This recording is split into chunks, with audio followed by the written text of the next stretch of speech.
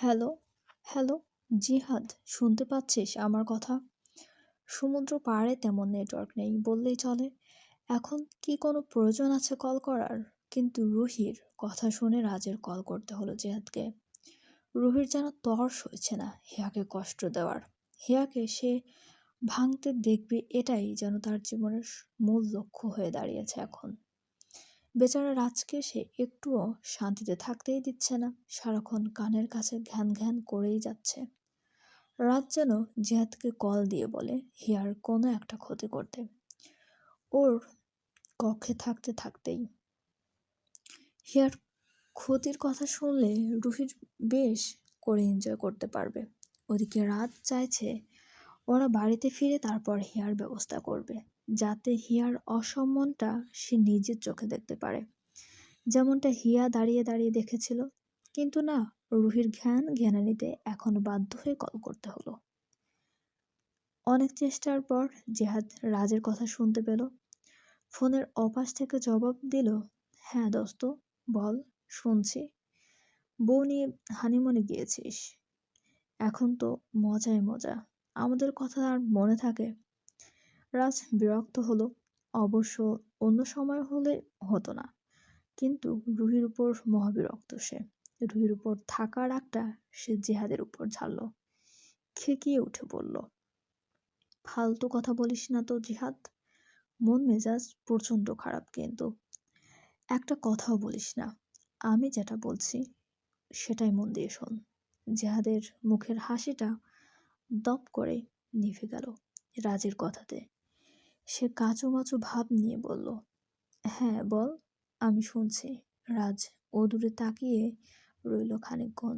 সামান্য একটা চোরের জন্য কি একটা মেয়ের এত বড় ক্ষতি করা উচিত হবে? রাজের মনে ক্ষণিকের জন্য হলেও এই ভাবনাটা এলো। আর সেই মেয়েটা অন্য কেউ না, তারই প্রাক্তন। আচ্ছা, সে কি 3 বছরে একটা দিনের জন্য হিয়াকে ভালোবাসেনি? কে জানে। রাজ একটা তপ্ত শ্বাস ফেলল। অন্য মেয়ে, অন্য মনে তখনই জানান দিল, সে যা করছে একদমই ঠিক। হিয়া সকলের সামনে তাকে অপমান করেছে, ওর এটাই প্রাপ্য। রাজ মনের দ্বিতীয় কথাটাই শুনল। জিহাদকে বলল, আমি এখানে থাকতে থাকতেই যেন শুনি হিয়া ধর্ষিত হয়েছে। কিভাবে কি করবি আমি কিছুই জানি না। পারলে কিছু ভিডিও করে রাখিস, যেটা বিক্রি করে কিছু ইনকামও করতে পারি। রাজের কথা শুনে জিহাদ থমকালো। ধর্ষণ করা কি চারটিখানি কথা নাকি, যে বললাম আর হয়ে গেল? তাছাড়া সে কি ধর্ষক নাকি? আশ্চর্য! রাজ এসব কেন তাকে বলছে? জিহাদ বসা ছিল। রাজের কথা শুনে সে ধড়ফড়িয়ে উঠে দাঁড়ালো। উদ্বিগ্ন গলায় বলল, বাইনচোদ, কি বলছিস এসব তুই? ইহাকে ধর্ষণ করব মানে? এটা কি মগের মুল্লুক নাকি? রাজ স্থির, শান্ত অথচ কঠিন গলায় বলল, যা বলছি ঠিকই বলছি। তোর কত টাকা চাই শুধু তাই বল। তুই না পারিস আরেকজনকে দিয়ে কাজ চালা, কিন্তু এটা আমার চাই চাই। আর তুই চিন্তা করিস না, এদেশে ধর্ষকের কোনো শাস্তি হয় না। যাদের পরিবারের আর্থিক অবস্থা ভালো না, রাজের সাথে থাকার কারণ এই একটাই। না হলে জেহাদের মতো ভালো স্টুডেন্ট কখনো রাজের মতো বখাটের হতো না। মধ্যবিত্তদের কাছে টাকা থাকে মানেই সুখ। জিহাদ সেই সুখের লোভ সামলাতে পারল না। এটা তো সত্যি, বাংলাদেশে অন্যায়ের শাস্তি খুবই কম হয়, আর ধর্ষকের তো হয় না বলা যায়। যদি পুলিশ কেস হয় তাহলে না হয় সে পালিয়ে থাকবে কিছুদিন, কিছুদিন পর এমনিতেই সকলে ভুলে যাবে। জেহাদ মনে মনে এসব জল্পনা কল্পনা করে ফেলল। ডান, আমি রাজি, তবে টাকা লাগবে। কত দিবি বল? রাজ জানতো টাকার কথা বললে জিহাদ রাজি হবেই। রাজ বলল, 20 হবে। জিহাদ বলল, হিয়ার সম্মান মাত্র 20 লাখ টাকা, কম হয়ে গেল না? আরো 10 চাই। রাজ কিছু একটা ভেবে বলল, মামা, এত টাকা কই পাবো? এমনিতেই নাফির টাকায় চলে। 20 লাখ, তাই একটা ব্যাংক থেকে নেব ভাবছি। জিহাদের খুব হাসি পেল। যে নিজে চলে ভাইয়ের টাকায়, সে নাকি আবার টাকার দেমাক দেখায়। এখন আর কি করার, 20 লাখ টাকাও তার মতো মধ্যবিত্তের জন্য বিলাসিতা।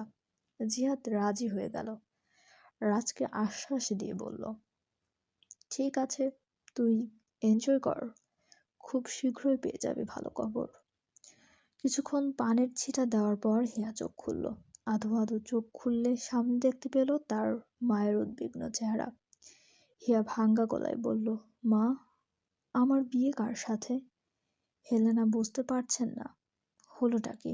শুধু হেলেনা নয়, বাড়ির সকলেই বিচলিত হিয়ার অবস্থায়, শুধুমাত্র নাফি ছাড়া। ওর ঠোঁটের সেই বাঁকা হাসিটাও তখনও রয়েছে।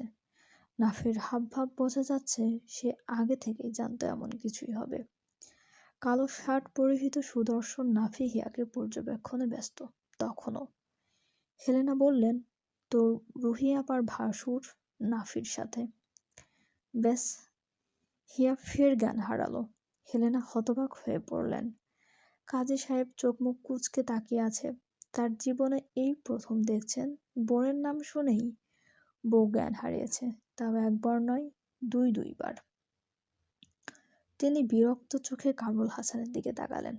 নাসিমা সহ হিয়ার চাচিরা সকলে হিয়ার জ্ঞান ফেরানোর চেষ্টায় লেগে পড়ল।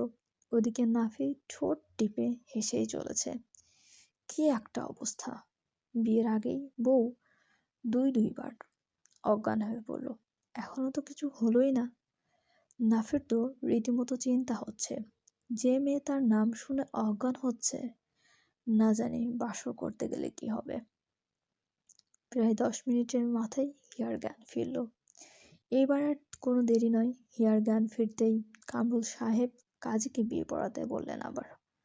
কাজী সাহেব তাই করতে লাগলেন। ওদিকে হিয়ার অবস্থা বেগতিক। সে কিছুতেই মেনে নিতে পারছে না তার বিয়ে নাফির সঙ্গে হবে। সে তো ঘুণাক্ষরেও বুঝতে পারেনি নাফি এমন একটা চাল চালবে। যখন বুঝতে পারল তখন অনেক দেরি হয়ে গেছে। সবার জড়াজড়িতে হিয়া শেষমেশ কবুল বলতেই হলো। সে 3 অক্ষরে কবুল বলে তার সমস্যা অস্তিত্বটাই নাফির হাতে দিয়ে দিল। কবুল বলার পর হিয়ার সে কি কান্না, সাথে হেলেনা ও তো আছেন। হেলেনা কিছুক্ষণ আগেও মেয়েকে কত শক্ত কণ্ঠে এটা ওটা বলেছিলেন, কিন্তু হিয়ার কান্নার সাথে সাথে তিনিও মরা কান্না জুড়ে দিলেন। 2 মা মেয়ের কান্নায় ড্রয়িং রুমের বাতাস ভারী হলো। সবার ভেতর থেকেই বের হলো দীর্ঘশ্বাস। কিছুক্ষণের মাথায় পরিস্থিতি আবারও স্বাভাবিক হলো। হিয়াকে বসানো হলো নাফির পাশে। হিয়ার বিয়ের জন্য হেলেনা বহু কষ্টে একটা আংটি বানিয়েছিলেন, সেটাই নিয়ে আসলেন খুব দ্রুত। নাফিকে উপহার হিসেবে ওটা দেবেন যে। হেলেনা হিয়ার হাতে আংটিটা দিয়ে বললেন, নাফি বাবাকে আংটিটা পরিয়ে দাও মা। হিয়া মাথা নিচু করে বসে আছে, 2 হাত অনবরত নড়াচড়া করছে।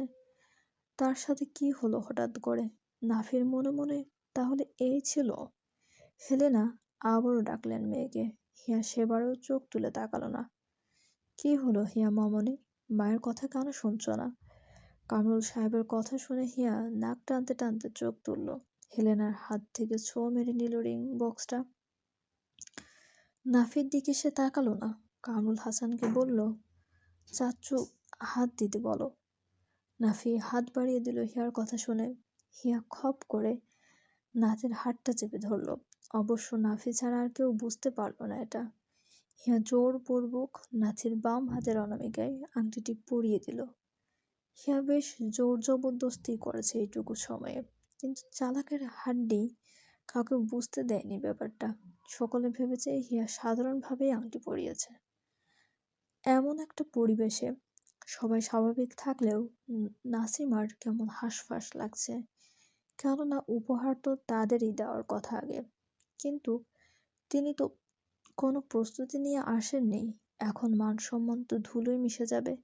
তিনি অসহায় চোখে তাকালেন নাফির দিকে। মায়ের অস্বস্তি খানিকক্ষণ আগে থেকেই লক্ষ্য করছেন নাফি। কী কারণে এমন হচ্ছে সেটাও হয়তো বুঝতে পারছে। নাফির চোখ ইশারায় নাসিমাকে শান্ত হতে বলল। হুট করে সে কথা থেকে যেন 2টা বক্স বের করলো। একটা রিং বক্স, সেটা খুলে নাফি বের করলো একটা সুন্দর আংটি। এক হাতে আংটি ধরে অন্য হাত বাড়িয়ে দিল হিয়ার দিকে। পরিস্থিতির চাপে পড়ে হিয়া নিজের হাত এগিয়ে দিল নাফির দিকে।